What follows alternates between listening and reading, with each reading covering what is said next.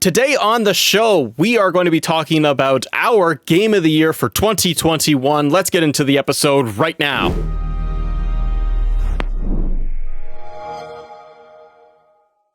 Hey everybody, welcome to Xbox A. I'm Matt, that's Court. Let's talk about our 2021 game of the year, you festive man. All right? Why don't you kick it off for us? What? Game of the year on Xbox. Pardon. That we played on the Xbox. Yes.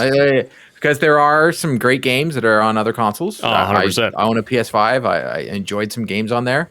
But we're an Xbox show, so we're going to talk Xbox. All right, fine. Yeah, I think so. I think Okay, we're on Xbox show. you big hoser. Happy holidays. So I'm not going to talk about my honorable mentions. So Matt and I spoke. We're going to talk about 3 games each. One's our game of the year, and 2 are our honorable mentions. Matt's 2 honorable mentions. I like them as well when he gets into those, but I'm going to start off with an indie title on Game Pass that I can't believe I enjoyed so much. I think it was the art direction. The story was even great. I just liked everything about it, and that was The Artful Escape. I had so much fun with this game. The achievements were easy to pop, but it wasn't. The pacing was there. It wasn't a slog to get through, and everything about it was just simple. The controls, the jumping, but it looks so good. And I'm a huge music guy, so every 2 seconds you can just start strumming that guitar and then doing some air guitar. It was just, I had a lot of fun with the game, and I think it took me like just over 4 hours to finish. Wow. Yeah, I got all the achievements on it. It just looks so good on my TV. So, Matt, what's your very first honorable mention? The first one I'll go with is going to be Halo Infinite. As it's come so late in the game, I've beaten the campaign twice because Xbox Canada provided us the code, so we got the early access for it. So we've beaten the campaign, played it properly, got the achievements, wreaked havoc through that. Multiplayer, I still continuously play. It's kind of like my runner-up because I did enjoy the campaign. I have some issues with the pacing of the actual campaign itself, so it wasn't this 10 out of 10 experience. But for somebody that played Halo 2, Halo 3, and then kind of skipped it all and dabbled into like Halo 5, coming back to it feels good. Multiplayer mechanics, you and I have talked about this so many times, but the core gameplay mechanics of Halo and Halo Infinite is outstanding. I love shooting in that game. I love playing multiplayer in it because match to match, moment to moment, I feel like I perform so much better than I do in games like Battlefield or Call of Duty. It feels like my kind of shooter. So yeah, I really did enjoy Halo Infinite. What about you? I'm so there with you on Halo Infinite. I was actually surprised when I started writing down my list, and I was like, wow, it made my top 5, but it didn't make my top 3. And I truly think that it is because I played it so late in the year. And I know that sounds weird, but my game of the year, I originally wasn't putting it on there. And you and I were talking before the show, and you were like, dude, you haven't stopped talking about this game all year. How is it not your game of the year? And Halo Infinite could be that game, but I as well. I gave Halo Infinite my 7.5, 8, just because there are some issues that I wish were there. But I truly enjoyed playing that game, and I still enjoy playing the multiplayer. I'm just not good at the multiplayer, but the story for Halo was phenomenal. Yeah. But I have to say, I enjoyed the game that I'm going to talk about, which is Guardians of the Galaxy, a heck of a lot more. The story on that game was where I was hoping Square Enix went with the Avengers. I truly enjoyed the beginning of the Avengers, and I did not enjoy the end. With Guardians of the Galaxy, I enjoyed every little bit of it, and it's not short.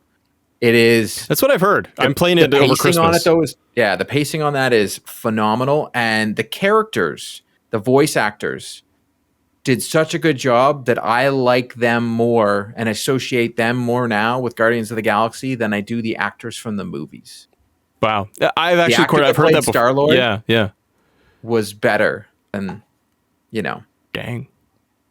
It was so good. The story is phenomenal. The art direction, once again, I guess I like games that have, because my game of the year is another game with the art direction.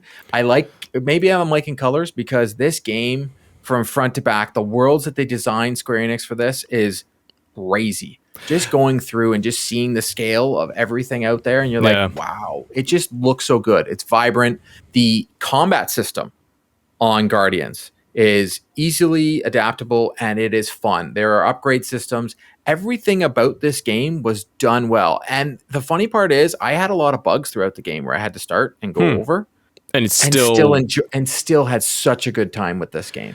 my other runner up is, it dawned on me. I was like, what was the one that I did a good time? It was Far Cry 6. Beating that game, the campaign itself, beginning to end, it's more Far Cry in a great way.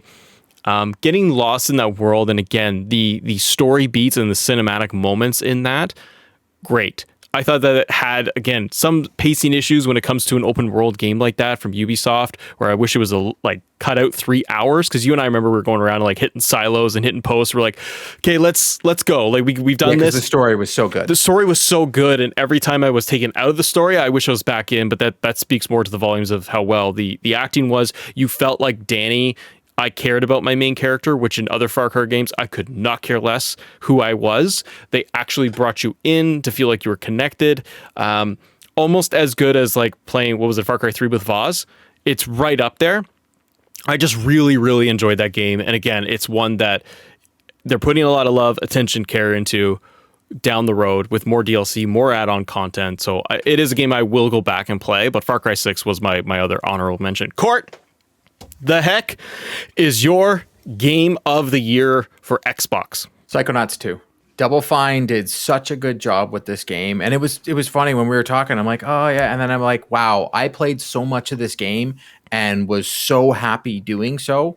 I loved the mental health aspect that they talk about in the game and can relate to it very much so in my life. But once again, art direction, but the gameplay mechanics, they were awesome. They're not going to be like a Ratchet and Clank out there, but at the same time, it's easy, it's fun. Once again, we have an upgrade system, but the characters, the side characters, everything about this game, I wanted to learn more and wanted to do more. And this is a game where if they started giving me DLC, I would go back in and play. Nice. I truly, truly, truly love this game. It's still on my console. I haven't deleted it off there. It's one of those ones where the achievements didn't pop for me properly. So I've already told myself, because once again, we were provided a code by Xbox Canada. I need to go back in so I can pop all those achievements because I only have half the game's worth of achievements. Nothing else popped on me. Keep them popping. You got to go back. It's a great game, and it is actually still for me. I have it on my Xbox. I never took it off because it is one of those titles. I'm like, I need to go back. I'm going to go back. Because again, I love the art style and I love the story and the way it just plays. Like overall, it's just such a fantastic game. For me, my game of the year is the one that I look at just kind of like, what is the game I go back to that I've constantly gone back to all year round for as long as it's been out, but it's Forza Horizon 5. That game for me, I have played Forza, 3, 4, and 5, and yeah, I'm in that game court like daily. And if I'm playing something else, like I'm playing Halo, I jump off and I'm like, yeah, I'll go do a couple of races, and I get lost for like 2 hours, and then I start getting really into, okay, I'm going to clear out this section of the map, or I'm going to clear out these missions, or get the XP, or whatever it is, and I keep even just doing photo mode, finding more cars, doing all this stuff, trying to pop achievements. I find it is this never-ending gobstopper of a game. And I'm not like I'm in depth on racing games. I just enjoy it. And it's more for like what the mechanics are and what it allows you to do. And again, that come back, more XP, more level up again, go more. It has such a great incentive system built in that it does make me come back. It's almost that the racing itself is secondary, and it's the world and everything they built and how gorgeous it is. And like you, I'm playing on my OLED TV, so it is masterful, like playing that thing and watching it and the rain and getting into the hurricanes and everything in that game. So my game of the year is, the one I played the most other than like Halo right now. Yeah, it's Forza. That was mine. Yeah, Forza was up there. As you know, I've mentioned it as it probably would be my game of the year if it wasn't for Psychonauts 2. And that's also a game I get to enjoy with my daughter. She enjoys playing this game. She doesn't go for going for races and all that. She just loves driving around the world and just having some fun in that game. So that's a great list. If you look at this year, we had a great year for gaming, and there was a lot of great games for everybody to play. But We want to know what everybody else thinks. What was your game of the year? What was your favorite game? And you know what? If it was a PlayStation game, let us know. I thoroughly enjoyed myself Ratchet and Clank. Same. But let us know in the comments. Thanks for watching. See ya.